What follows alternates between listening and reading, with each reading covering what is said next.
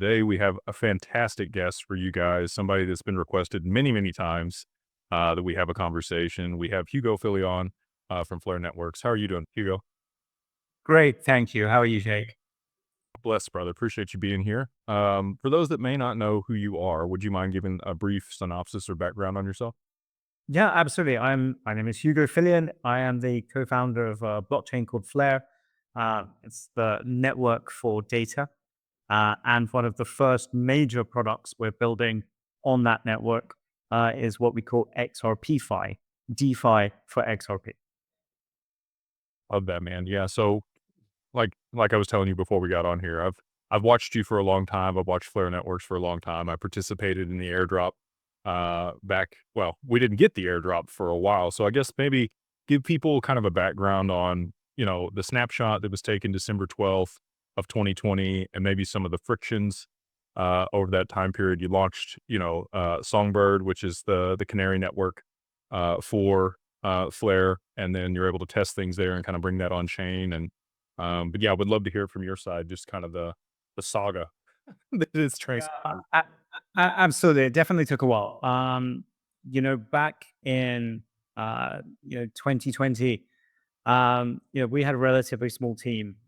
We're now 100 people. It was complex to hire. One of the hardest things we've ever achieved was hiring a good team of 100 people. And so it took an awfully much longer than we wanted to get the necessary skill sets in order to build out Flare and Songbird. So we did a snapshot in 2020, and then we released Songbird I think 2021, late 2021, and then we released Flare on January the 9th, 2023. And the snapshot entitled you initially just to Flare, but actually you also got Songbird. So, to characterize the difference between the two networks, Songbird is a sort of live money testing net. We call it a canary network. So we test our upgrades to the network. We test our upgrades to the core protocols like the Flare time series Oracle and the Flare data connector and FAssets before they move, but with real money before they move to Flare. So that's the purpose of Songbird. But of course, Flare is the main meal. It's where the vast majority of our energy as a group that is the primary builder around Flare is expended. So Flare is the main meal. Yeah, it's been really cool to see it come to fruition. When you guys originally had proposed this, there's so many things within this that I think are interesting, but I think the main component, to your point, is going to be the DeFi application for XRP for people. And so I know that there's been some iterations to that over time on how you were going to mint FXRP and the collateral that was going to be put up to do that. Can you kind of go through those iterations and why you guys changed, from having to put up 2.5 times the collateral in Spark to mint the FXRP, and what that looks like today? Yeah, absolutely. So, do you mind if I just backtrack and kind of give definition what Flare is? So, what we feel Flare is this network for data. We have a very long-term vision with it. It has really robust protocols to deliver price, Web2 data, and data from other blockchains onto Flare. Uh, our goal is to either build ourselves or work with partners to build out products that are really useful for the entire industry, whether it's for XRP or whether it's for institutional use cases, external to XRP, or whether it's just for use cases with other chains. But our absolute first and core priority over the next, year to 18 months has always been how do we get tokens from chains that don't have smart contracts onto Flare and build out a DeFi ecosystem around. And that is where what the protocol we've built called the FAssets comes in. The FAssets is what we like to think of as not just think of, I think demonstrably the most decentralized bridge that can really be achieved for non-smart contract blockchains like XRP, like Bitcoin, like Doge, um, without an upgrade to give full programmability for those networks. So just to give you an idea of the opportunity here, there is $142 billion of XRP today. There is $2 trillion of Bitcoin, and there's $33 trillion of Doge. Everyone talks a lot about onboarding TradFi and all these kind of things. But one of the things we really think about that is sensible is we've got this huge amount of value that exists in crypto. And there should be, a place to use that value. And of course, there are other projects that are building, these kind of things, but we have probably the best offering, certainly one of the best ecosystems around which this value can be built. We have amazing developers, and we have a really great BD team that works with those developers and partners to get them built.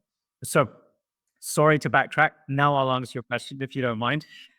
So initially, we really wanted to, make the FAssets a collateral-based system, whereby you would put up a large amount of collateral, and that would give you the ability to have people mint tokens against you. So mint XRP against that collateral.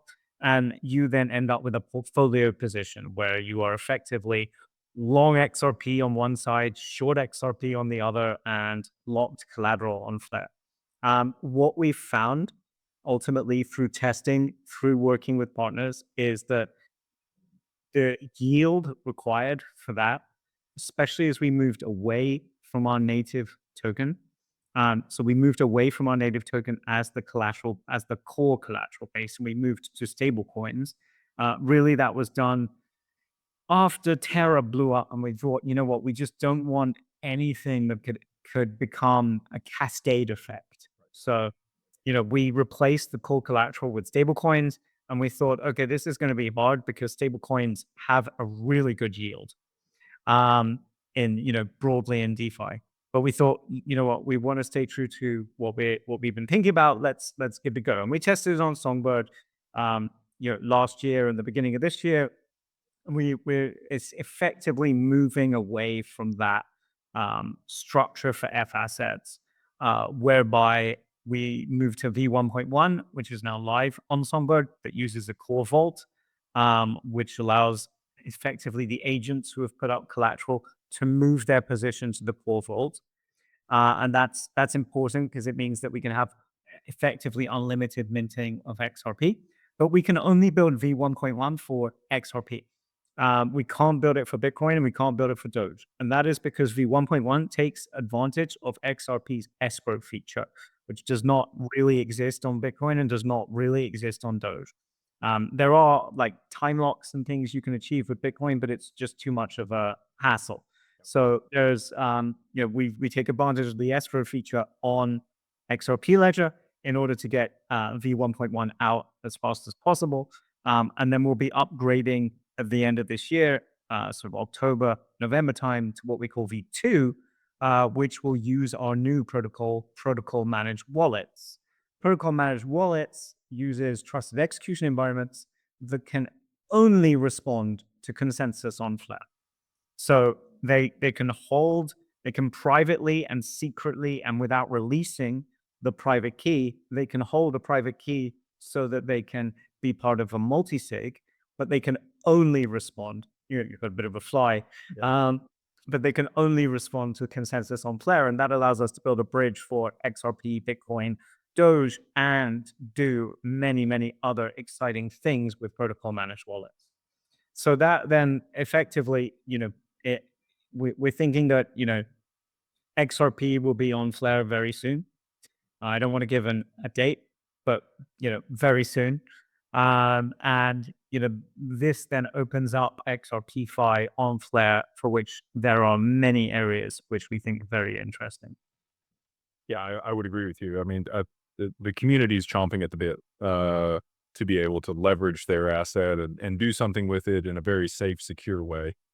Um, so maybe talk about that. We touched on, before we got on here, KYC, AML, accreditation. What does that look like in order to be able to participate in this, and what are the security features around these, the wallets that you just mentioned? Oh, absolutely. So protocol managed wallets is separate discussion to DeFi. Protocol managed wallets, how we'll be building the bridge, but doing other things also, which I'll come on to in a minute. But the first set of things that you'll be able to do on Flare is just like classic DeFi. Put your XRP into a DEX, Uni V2, Uni V3 kind of DEX, which allows you to earn LP rewards. That's a very simple, basic thing. Um, the next level down is lending. So you're able to effectively lend your XRP to people, or borrow borrow dollars against your XRP, for instance, or borrow Flare against your XRP, stake it, and get the Flare rewards, and the Flare drops, which I think is pretty interesting, aspect. But probably the critical flywheel of DeFi on on Flare, XRP DeFi on Flare, will be what we're calling staking through Firelight, which is built by an institutional partner. And that allows you to stake your XRP, fairly pretty low risk, in order to secure services called actively validated services. And you receive their token in the same way that you would if you were staking, any other stakeable token. So you receive their token in order to provide value for network security for ADSs. And this is pretty interesting aspect because you stake your XRP and you get a LST, a liquid state token. So you get an LST of XRP, which you can then go and do other interesting things. You can borrow against that LST. You can borrow Flare, boost your yields by getting the Flare drops, and all of those kind of things. So quite interesting verticals. We're also onboarding neo lending protocols. These are very different to the existing lending protocols. These allow you to essentially participate in a pool that is managed by a professional entity that effectively curates your risk. This is starting to get into the territory of, regulated sort of DeFi. And then really the last thing we're very interested in having is a basis traded stablecoin. So this is a stablecoin that which you deposit XRP, you get a stablecoin, and then they take that XRP and they effectively create the stablecoin by hedging out the delta. This is the way that the token XRP moves against the market. They hedge out the delta in futures markets. And they can do this either on chain through a perps market, or they can do it off chain through a centralized exchange. Now, this is absolutely, a product that requires KYC, AML, whitelisting.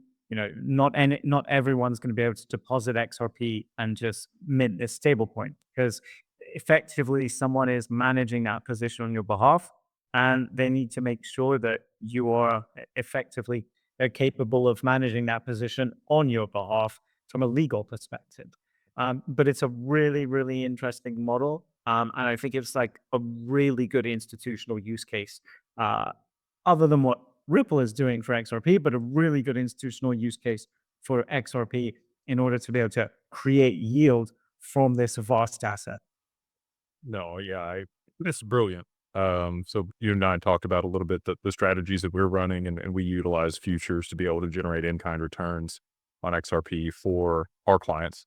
But to be able to hedge it using futures to mitigate the volatility and then issue a stable coin against that position, I think that's brilliant. And then you can put that stable coin to work. Uh, So do you think that it's not an algorithmic stablecoin? You talked about, It's Luna, definitely not an algorithmic stablecoin. talked about Luna and the risk associated with that. But it wouldn't necessarily just be XRP. Like, you could do this with commodities also, using could commodity. do it with you can do it with commodities. You can do it's already done with Ethereum. It's already done with Bitcoin. We will add Bitcoin to our particular version of it, as well. But it's there's already one in the market that does it with Bitcoin and Ethereum, and that's called Athena. Has about $4 billion worth of stablecoin issued.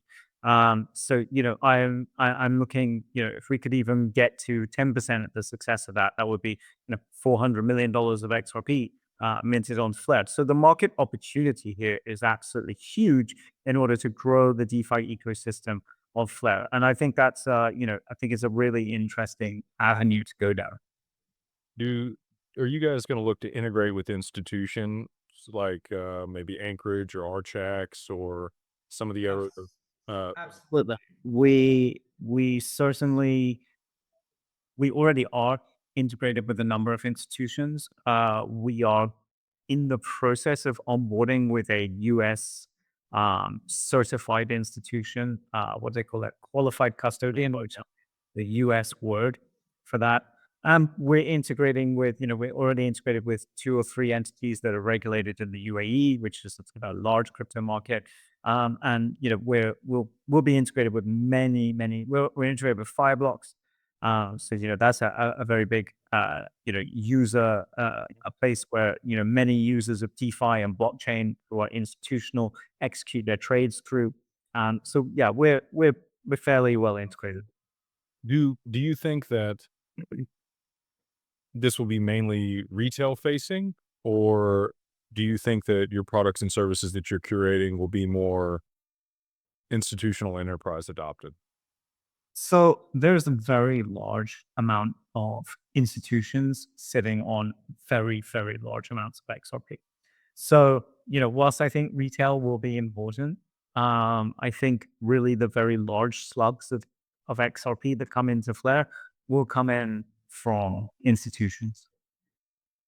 It's interesting to me. So, like I mentioned, I was around for the Snapshot back in 2020, and the people that would have been participating at the time, um, there's 2.7 million XRP wallets that were in that snapshot, and Ripple employees weren't allowed to participate in that. David Schwartz just happens to be a contractor of Ripple, and his motto is "Don't miss the next Ethereum." Uh, Actually, Ripple employees were allowed to. oh, were they? Okay. Ripple wasn't. Oh, Ripple itself was not, but Ripple Yeah. employees were able to. Okay, Yeah. that's good clarification because I If they held XRP separate from the Ripple labeled wallets. And also, I think Chris Lawson has um, a non-profit organization for whom we did allow that entity to claim because it seemed like a nice thing to do. So, yeah, so that's very cool. yeah. Yeah, Yeah, no, we just didn't we didn't allow Ripple to claim because like we needed to keep some of the tokens for ourselves. well, it'd have been, the whole escrow, that they Yeah. had. Yes. So, I guess on that, the escrow component, when you're locking up the XRP, you mentioned that you're gonna be utilizing that as a way to create that functionality, just using the on-chain capability to escrow. So you would need an escrow agent for that. This is an on-chain capability that's not, a third party, it's locked. And so there wouldn't be any counterparty risk in this aside from you not, repaying the debt. It would be you and that counterparty locked on chain, and the smart contract would regulate where those assets were distributed based on, you know, the contingencies in the smart contract being met one way or the other. Absolutely. And the value that goes into what's known as the core vault, it doesn't come from individuals. Okay. Um, it comes from the agents. So it's a very constrained set of entities that are dealing with the core vault. The core vault is there to provide effectively liquidity to the system. And to be clear, it's not the design that I would like long term. It is a design that allows us to get um, XRP Fi into production with a risk profile that I'm comfortable with. Whereas the design that interests me long term is using the protocol managed wallets. This will be the first use case for protocol managed wallets. Now, the interesting thing about protocol managed wallets is that they can hold balances on any chain that Flare is connected to. It can control and execute directly from protocol on Flare. It can control and execute transactions that that protocol needs to make. So consider that a protocol might be built on Flare that holds balances of Bitcoin, balances of stable coins on many different smart contract chains, balances of XRP.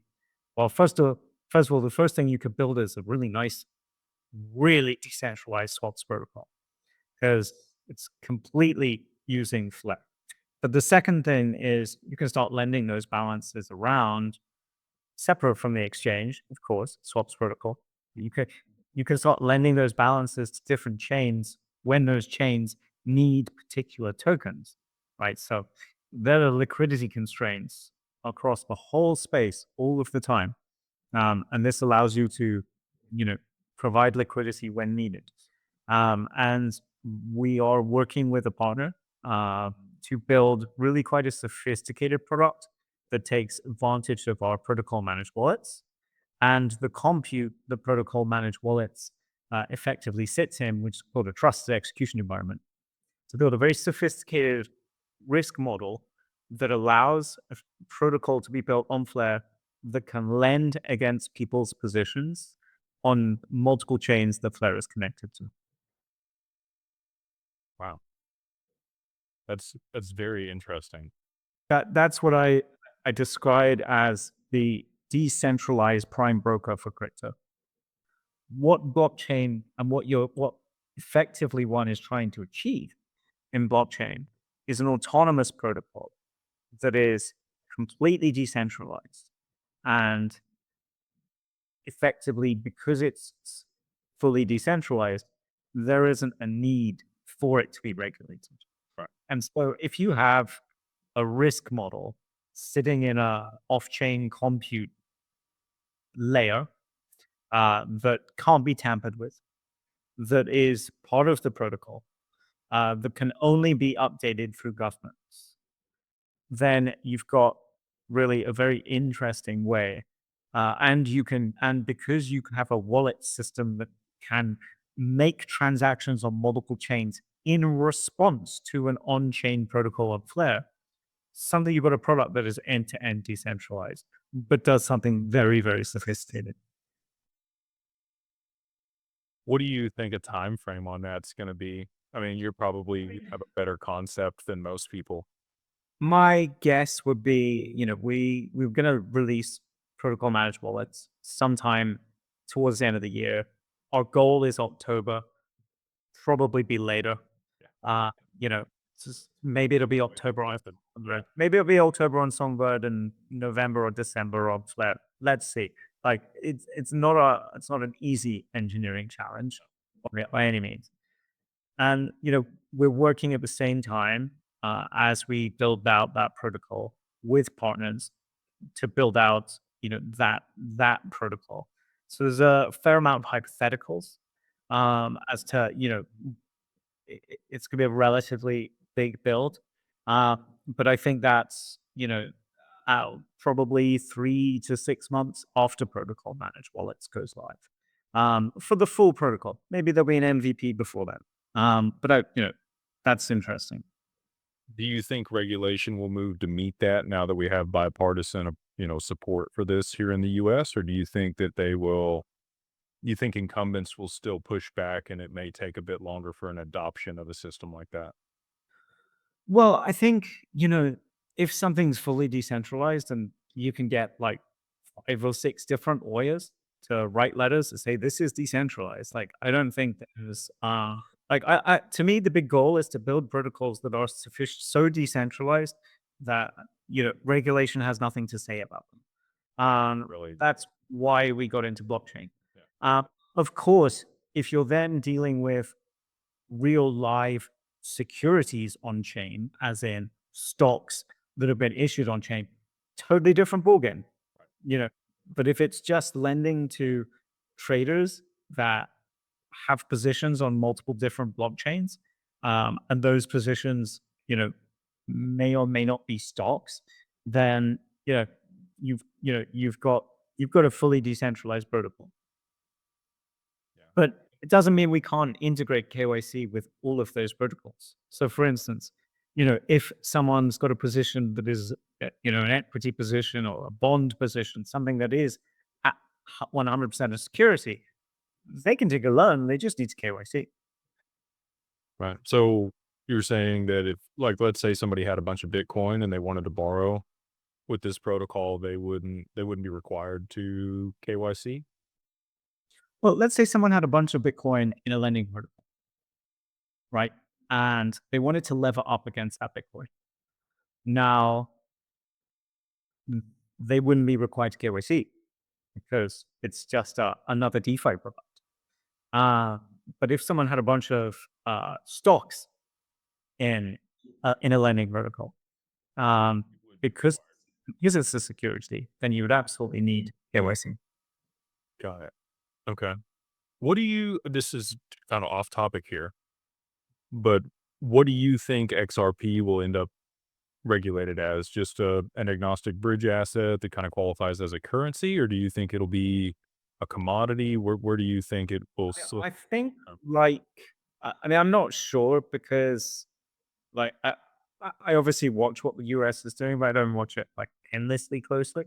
Um, I think my understanding of where these things are going is that you know crypto assets that are decentralized are better regulated as commodities than probably anything else. Yeah, I would agree with that. Um, and we've seen the CFTC meet with Ripple Yeah, multiple times. Um, and they seem to be involved and also pretty supportive of the space. They already regulate Bitcoin. Um, so it'll be very interesting to see, where everything shakes out just a few years from now on that side. But I do think we're on the precipice of that. I think over the next, 12, 24 months, we're going to have clear guide rails about what these assets are and how they can be used and what's required in order to participate in DeFi. And I think that's when institutions are going to be moving in mass and integrating this stuff. I think this is where institutions can then offer products to people. That's where that becomes interesting. And then I assume there's going to be a huge amount of consolidation around the people that are offering those products. So there's going to be a lot of acquisitions to roll up, a larger and larger entity. But ultimately, you know, with the on-chain aspect, there's very like we talk about it a lot in this space, but actually, if you're an on-chain builder, it sort of has much less bearing on what you're building. Um, Other than I suppose the more people that are in the industry, whether it's directly through a wallet or through a financial intermediary like JP Morgan, the better it is for the products that have been built on chain. Yeah. With the stable coin that you mentioned where they hedge via futures in a perps market, or they can go through a centralized exchange. Perps are not available here in the US yet. Um, Over there in the UAE, it's not a problem. So I think it'll be, maybe a little bit. Hopefully they push that through. Um, what do Yes, well, you use? again, we work with partners to build protocols, so it's kind of up to them to make their own risk judgments, figure out, what who they want to offer it to, all that kind of stuff. Um, you know, in reality, the only people that can deposit to this stablecoin anyway at institutions, and a huge amount of them um, have entities that are offshore for these very specific reasons. Correct. Yeah, a lot of them in the Caymans. Um, Yeah. what types of yields? So you mentioned, to be competitive with the stable coin, um, you're probably going to have to be generating something fairly decent for people to want to participate in these DeFi protocols. I know Well, give any guarantees or anything, but what do you think? yeah, no, the stablecoin comment was more about using a stablecoin as collateral Right. to create the bridge, right? The reality is that there's very little yield available for XRP at the moment in any decentralized format. Right there might be yield through entities like your entity, But there's really there's minimal yield available for XRP in a properly decentralized format. You can deposit it to an entity like Celsius or whatever that used to exist, and you could get some yield, and then you can get buggered. But that's that's we're not trying to do that. We're trying to do this in a decentralized, purely DeFi way. So the yields will be the yields. Depends how you put to work. They're very long considerations. Yeah. Highly market dependent. Okay. I just, in relation to like prime, or, regular interest rates where the Fed's holding things or international bodies. Um, Well, I mean, look, there's going to be an incentive plan at the beginning, right? We literally kept 20% of the Flare token back to build a war chest to create this ecosystem, right? So we have 20% of the Flare token, and of course, it's not going to go all in day one, and it's not going to go all in anytime soon. But we can pay decent yields to bootstrap this ecosystem. So, you know, once the ecosystem is bootstrapped, once there's a large amount of trading of XRP, large amount of borrowing, large amount of staking, large amount of XRP deposited to create basis trade coins, that then becomes a self-fulfilling organic ecosystem. So, we do see some competitors now in the XRP DeFi space. Absolutely no one has the ability to create an incentive to create this ecosystem that matches Flare.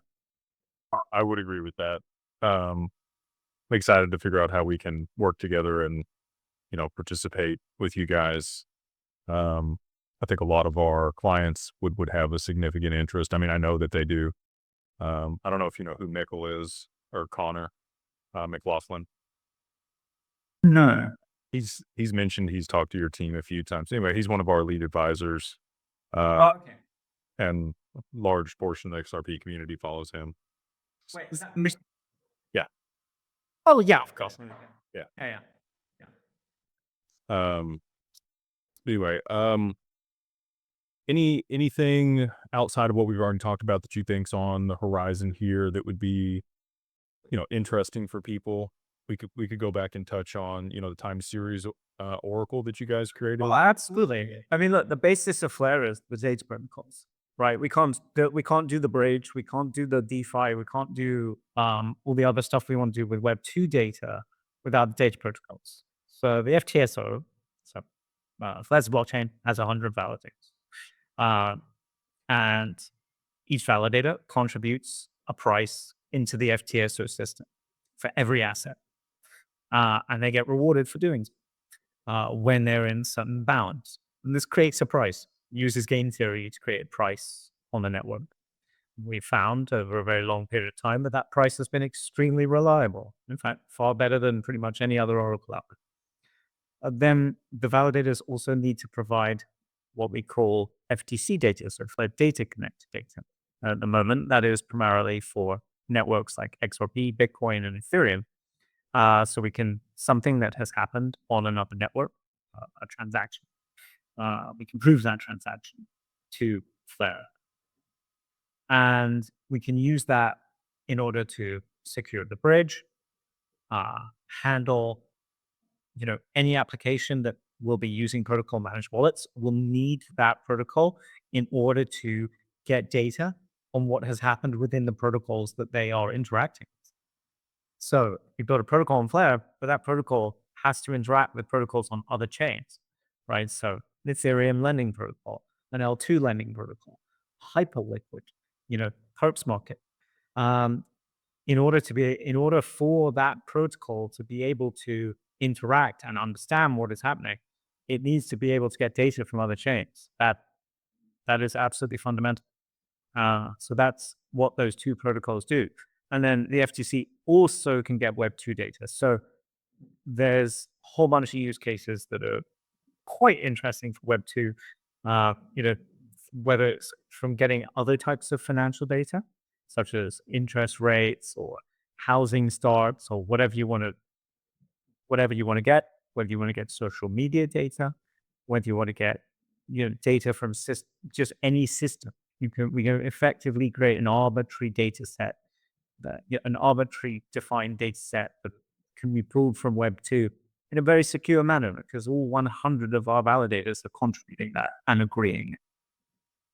So people can use Bifrost Wallet, or there's some other options, I think, as well, to be able to delegate their voting rights and support these validators and earn return. Absolutely. I mean, there's quite a few wallets now. There's Bifrost, that's solidified. There's Oxenflow. Um, Oxenflow is also very nice. Bifrost has been fantastic workhorse for Flare.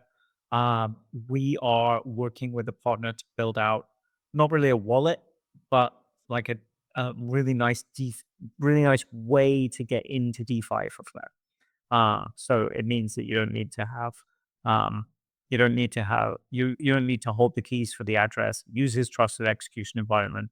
Basically, it just really abstracts away the complexity. Now, some people will want to use a trusted execution environment. Some people will. I think it depends on how much you have at stake.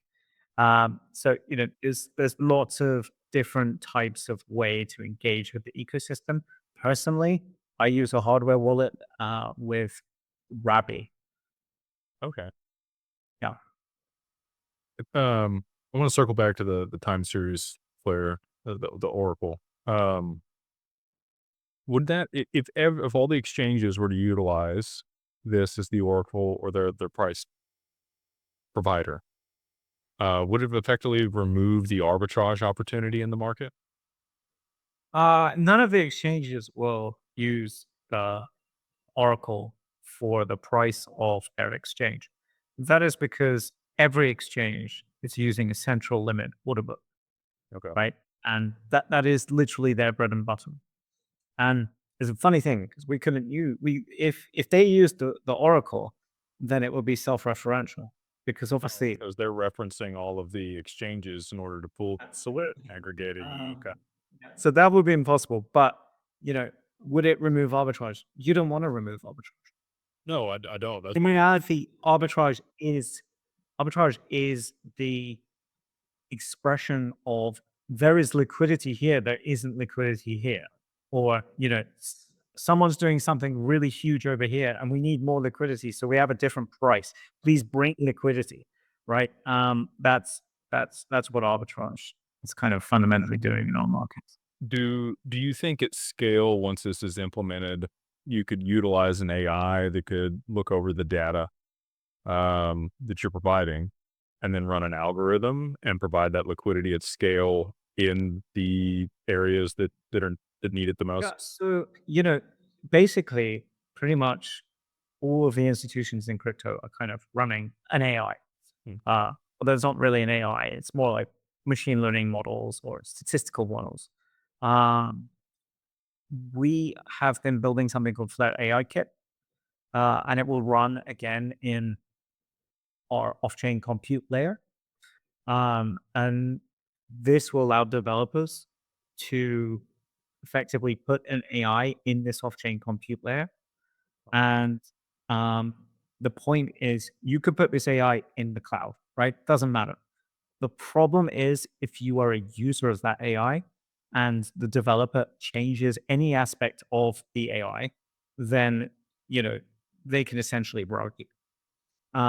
That would be really unpleasant, right? Like I could just, if I'm a developer and I just put an AI in the cloud and say, come use this, and I just turn off the AI and just put in my own program that just rugs you, this is why we're building off-chain compute layer, so that you can operate sophisticated and like basically extremely demanding compute tasks, which cannot be done on chain, but you can operate that with a effectively, you are able to verify that software that is in that compute layer is the software that the developer is saying it is. And you're able to verify when they can change it, under what circumstances they can change it, et cetera. Yeah, exactly. So, effectively, it operates as gives you similar guarantees to a blockchain, but with much, much, much more compute. What type of infrastructure you think will be used for that? Is it mainly just gonna be the data centers that they're like Yeah, trusted execution environments, which are specific type of chip. Essentially it's an enclave within a computer which is private, and you can't even the owner of it can't look into it, right? And everything that happens inside it is encrypted. So it's not, it's effectively, you can think it's the same kind of chip that powers your Face ID on your phone, right? So effectively, someone can steal your phone, they can try and hack into it, but they can't get your face data. It's exactly the same as, effectively, there's a trust execution environment in your phone. very interesting? This has been fantastic. I just want to be respectful of your time. Um, if people want to learn more about what you guys are creating and what you're building, or want to interact with you in some capacity, what's the best way to do that? Flare.network is the website. We spent ages trying to make it legible and sensible for people to be able to navigate it and get a good understanding of what Flare is building from like, an easy way. 'Cause I find like, I spend years trawling through documents online and like trying to figure out what the hell a project is actually doing. So Flare.network, we have Twitter at Flare Networks. We have many Telegram groups. We have a Discord. For me personally, it's at Hugo Philion. Um, Otherwise, there's loads of people that put out really nice content on Flare as well. Um, loads of YouTube videos, so you can look on YouTube.